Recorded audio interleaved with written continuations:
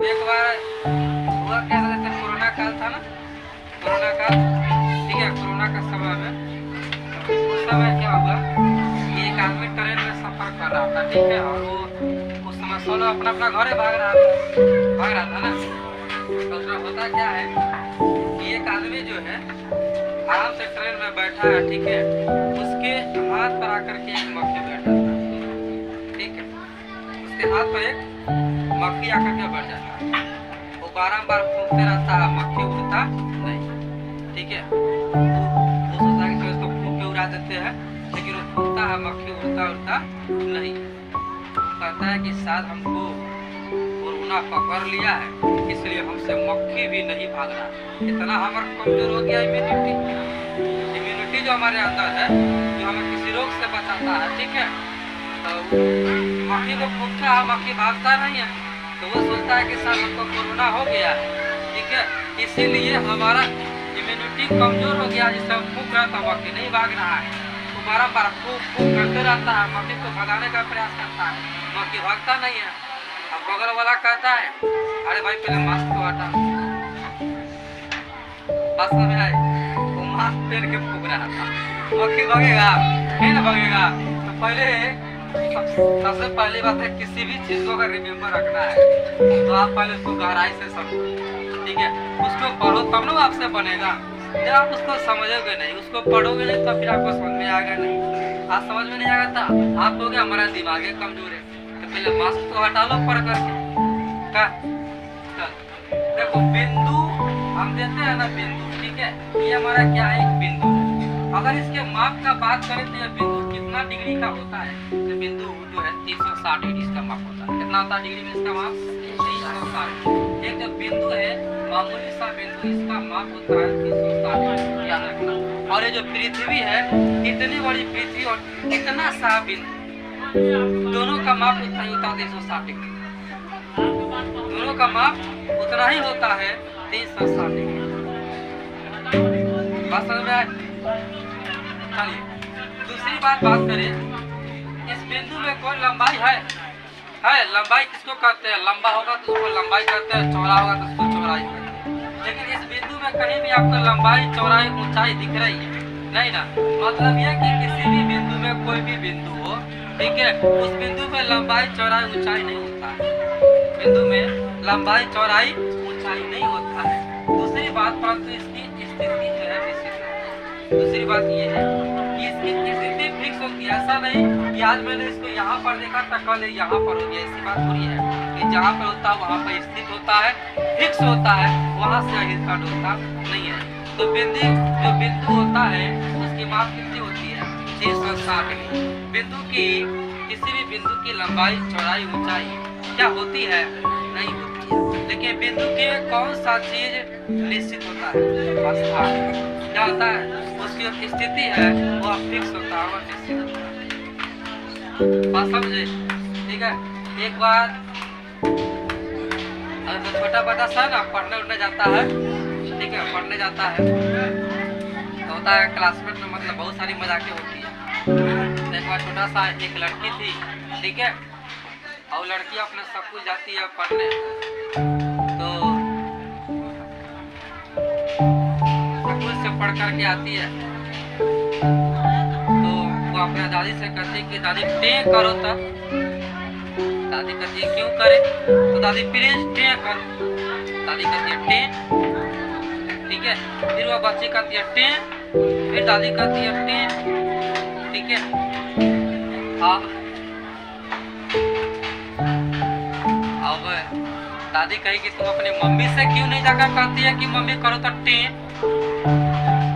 जाकर मम्मी से कह दो, तुम्हारी मम्मी टे कर जाएगी, ठीक है, समझे? अब बच्चा को टे कहाँ से आता है?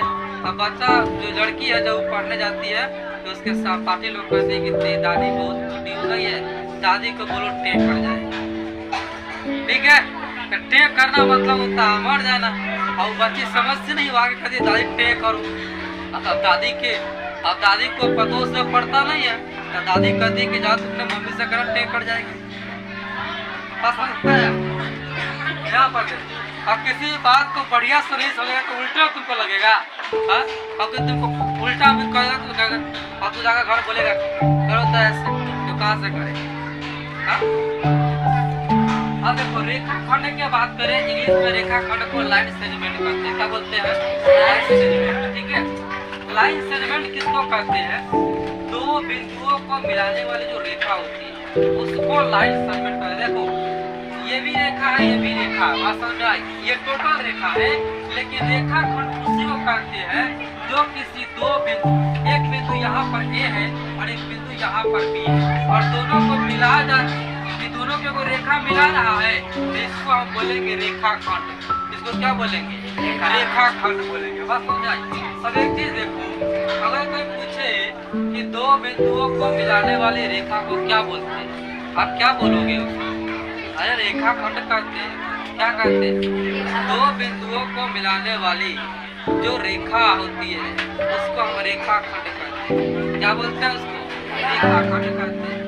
दूसरी बात है कि रेखाखंड में दो अंत बिंदु था, अंत बिंदु मतलब खत्म होने वाला था।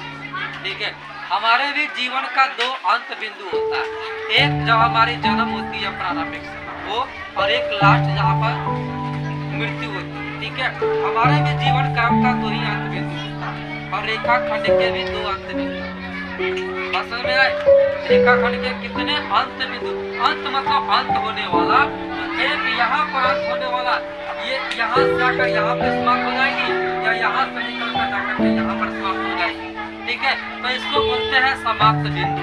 इसको क्या बोलते हैं? समाप्त बिंदु। तो रेखाखंड में कितने समाप्त बिंदु होते हैं? दो होते हैं। अगली बात, जो रेखाखंड होती है उसकी माप बिंदु की तरह, उसकी जो बिंदु है ना, बिंदु में जैसे लंबाई चौड़ाई ऊंचाई नहीं होता है, उस प्रकार से रेखाखंड को ऐसी बात नहीं है। रेखाखंड में बेशक चौड़ाई नहीं होती है, इसमें लंबाई होता है। ठीक है, देखो रेखाखंड में लंबाई होती है परंतु चौड़ाई नहीं होती है। लंबाई है तो लंबाई तो इसको माप सकते हैं कि नहीं माप सकते हैं? इसकी लंबाई को हम माप सकते हैं, अर्थात रेखाखंड की जो लंबाई है वो क्या है? एक निश्चित माप की। रेखाखंड की जो लंबाई होती है एक निश्चित माप की होती है। दूसरी बात आया कि अगर मैथ के क्वेश्चन में इस प्रकार से दे देंगे, ठीक है, तो इसको क्या पढ़ेंगे? इसको पढ़ेंगे रेखाखंड AB। क्या पढ़ेंगे? रेखाखंड AB। और रेखाखंड AB पढ़ने आ जाए तो इसको लिखेंगे कैसे? तो हम इस प्रकार से लिखेंगे, AB दे देंगे और उसके ऊपर एक रेखाखंड खींच देंगे। इसको क्या पढ़ोगे? रेखाखंड AB। ऊपर जो लाइन जो खींचे हैं वो रेखाखंड है और नीचे क्या लिखा है? AB। ठीक है, बस में इसको क्या पढ़ेंगे हम? रेखाखंड AB पढ़ेंगे। क्या पढ़ेंगे? रेखाखंड। ठीक, आगे अगर हम किरण का बात करें, किसका बात करें? किरण का। तो किरण जिसको इंग्लिश में रे कहते हैं। ठीक है, किरण में होती क्या है? आप तो इस सूरज को किरण को देखें, सूरज के किरण, वो सूरज से निकल करके, निकलता कहाँ से है? सूरज से। सूर्य क्या है? एक आग का गोला है और उसी सूर्य से निकल कर किरणें आती हैं। ठीक है,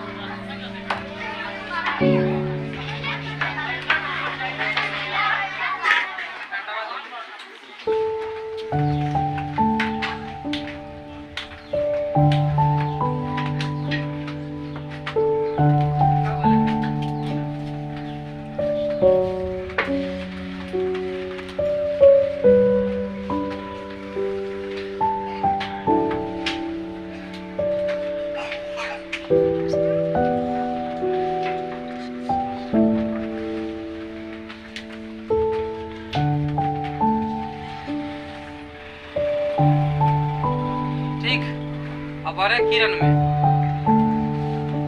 तो हम बात कर रहे थे कि देखो सूरज से आप देखते हैं कि रोशनी आ रही है। ठीक है, अब आप एक बार यहाँ पे देखो, ये सूरज है। ठीक है, इससे जो किरणें निकल रही है सीधा निकल करके नीचे तक आती है, पता नहीं है कहाँ तक जाती है।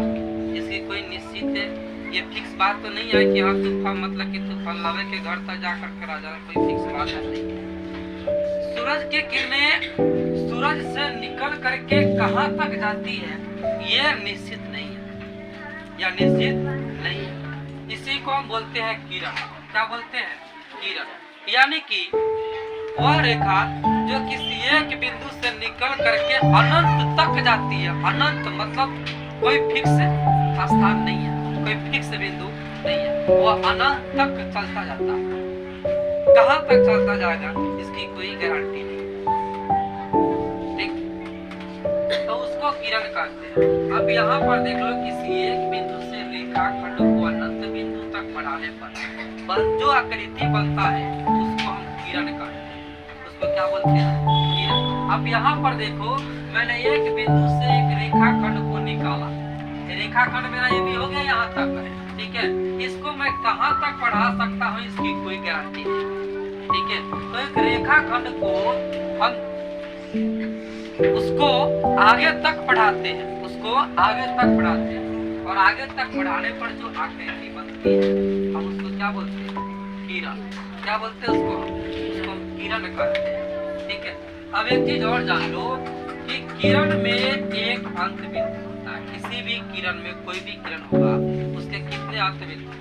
इसके एक ही अंत बिंदु है, इसके भी एक ही अंत बिंदु है। आगे ही कहाँ तक जाएगी? कोई अंत बिंदु है इसका? आगे तो कोई अंत बिंदु है ही नहीं। अंत बिंदु तो सिर्फ शुरू वाला है, जहाँ से शुरू।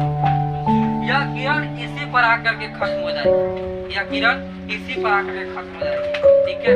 लेकिन ये आगे कहाँ तक जाएगी इसकी कोई गारंटी नहीं, ठीक है। तो आगे कोई अंत बिंदु तो है ही नहीं। आगे कोई अंत बिंदु है नहीं है, सिर्फ अंत बिंदु वही है जहाँ से यह प्रारंभ की थी, ठीक। तो हम यह कह सकते हैं कि किसी भी किरण में एक ही अंत बिंदु होते हैं। कितने होते हैं अंत बिंदु? एक ही होते हैं। दूसरी बात, किसी भी किरण की लंबाई अनिश्चित होता है। देखो, लंबाई इसका फिक्स नहीं है। इसका लंबाई 5 सेंटीमीटर भी हो सकता है, इसका लंबाई 5000 सेंटीमीटर भी हो सकता है। कोई फिक्स है? ये जहाँ तक जाएगी वहाँ तक इसकी लंबाई है। आप कहाँ तक मापोगे? जहाँ तक माप सकते हो वहाँ तक माप लोगे। क्या इसकी कोई फिक्स है? इसका जो लंबाई जो है वो नहीं होता है। दूसरी बात, इसमें चौड़ाई नहीं होता है। जैसे रेखाखंड में चौड़ाई नहीं होता है, उसी प्रकार से इसमें भी कोई चौड़ाई नहीं होता।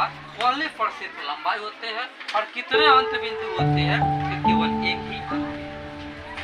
दूसरी बात, मैं रेखा की बात करूँ, ठीक है। हम पूछेंगे रेखा किसे कहते हैं? तो सर, हमारे घर के बगल में जो लड़की है उसी को रेखा कहते हैं। कतार फाड़ने का यहाँ पर इस रेखा की बात करता है। देखो, रेखा किसको कहते हैं? किसी रेखाखंड के दोनों अंत बिंदु से किसी भी लंबाई तक बढ़ाया जा सकता है। देखो, पहली बात हम करेंगे क्या कि एक हम रेखाखंड बनाएंगे। ये मेरा रेखाखंड हो गया, और रेखाखंड के दोनों अंत बिंदु से इसको हम कहीं तक भी बढ़ा सकते हैं। जहाँ तक हमारी इच्छा होगी हम वहाँ तक इसको, इन दोनों अंत बिंदु से आगे जहाँ तक भी चाहे वहाँ तक बढ़ा सकते हैं। तो बढ़ाने पर जो आकृति बनेगा वह रेखा बनेगा। क्या बनेगा? रेखा बन जाएगा। अगर दोनों अंत बिंदु पर खत्म हो गया तो यह रेखा खंड हो गया। अगर इससे आगे निकल गया तो यह रेखा हो गया। क्या हो गया? रेखा। और रेखा को मैं इस प्रकार से लिखते हैं। इसको आप क्या पढ़ोगे? रेखा AB। यह रेखा खंड नहीं है, यह रेखा है। यह क्या है? रेखा है, ठीक है। अगली बात जानो, रेखा खंड में कोई भी अंत बिंदु नहीं होता है। देखो, किरण में तो एक अंत बिंदु था, कहीं से शुरू हो रही थी, लेकिन रेखा जो होती है वो कहीं से शुरू नहीं होता है। ये इस साइड भी बढ़ता जा रहा है, इस साइड भी बढ़ता जा रहा है। इसमें कहीं भी है स्टार्टिंग बिंदु, कहाँ से शुरू हुआ था पता नहीं चला। ये इधर भी बढ़ता जा रहा है, इधर भी बढ़ता जा रहा है, ठीक है। इसकी कोई फिक्स बिंदु नहीं होती है, कोई अंत बिंदु इसमें नहीं होता, ठीक। आगे इसी में बात करें, अब रेखा सब पढ़ लिए तो एक समांतर रेखा के बात करें। देखो, समांतर रेखा में मैंने कहा कि एक तल पर स्थित वे रेखाएं जिसे किसी भी हद तक बढ़ाने पर एक दूसरे को नहीं काटती है, उसको हम कहते हैं पैरेलल लाइन, ठीक है, समांतर रेखा। और जैसे एक चीज आपको बताओ, ये क्या है? तल है। ये क्या होगा? तल है। तल समझते हैं? हम भी एक तल पर ही खड़ा है। ये कौन सा तल है? तो ये धरातल है, धरातल है। कौन सा तल है? धरातल। ठीक है, और ये हमारा बोर्ड का तल है। ठीक है, इस पर मैंने एक दो रेखा खींचा, दो नहीं तीन खींचा। हमारी इच्छा, हम जितनी चाहे उतनी खींच सकते हैं। ठीक है, यह एक ही तल पर खींचा हुआ है। अब इसको कितना हम आगे तक बढ़ाएंगे तो क्या ये कहीं पर भी जा करके इसको काट देगा? नहीं समझे? मेरे कहने का मतलब तुम कहीं तक बढ़ाते जाए, क्या ये दोनों कभी भी कटेगा? इसको हम पटना से पाकिस्तान बढ़ा देंगे फिर भी यह नहीं कटेगा। ठीक है, यह कब कटेगा? जब मुड़ेगा तब न कटेगा, लेकिन जब नहीं मुड़ेगा तो ये नहीं काटेगा।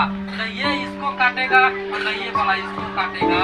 मतलब एक तल पर खींची गई रेखाएं कभी भी एक दूसरे को नहीं काटेगी, तो वह समांतर रेखा होगा। दूसरी बात, इन रेखाओं के बीच की दूरी समान होगा। अगर इसके और इसके बीच की दूरी 2 सेंटीमीटर है तो इसके और इसके भी बीच की दूरी कितना होगा? 2 ही सेंटीमीटर होगा। अगर दूरियां भी समान है तब वह समांतर है। अगर इनकी बीच की दूरियां समान नहीं है, बराबर नहीं है, तो फिर वो समांतर नहीं। समझ में आई? दूसरी बात, अगर हम जैसे यहाँ पर देखो, यहाँ पर मैंने 2 रेखाएं खींचा। ठीक है, यह समांतर रेखा है, इसको हम जहाँ तक भी बढ़ाए यह कभी भी एक दूसरे को नहीं काटेगा। काटेगा या नहीं? यह बढ़ता चला जाएगा परंतु कभी काटेगा नहीं। लेकिन अगर वही एक तिरछी लाइन खींच दे, एक तिरछी रेखा खींच दे, ये दोनों को काट दिया। दोनों को काट दिया। कौन लाइन काटा है? इसका नाम रख दो AB। कौन लाइन काटा? AB लाइन काटा। तो इसको हम बोलते हैं प्रतिच्छेदी रेखा। इसको कौन सा रेखा बोलते हैं? प्रतिच्छेदी रेखा बोलते हैं।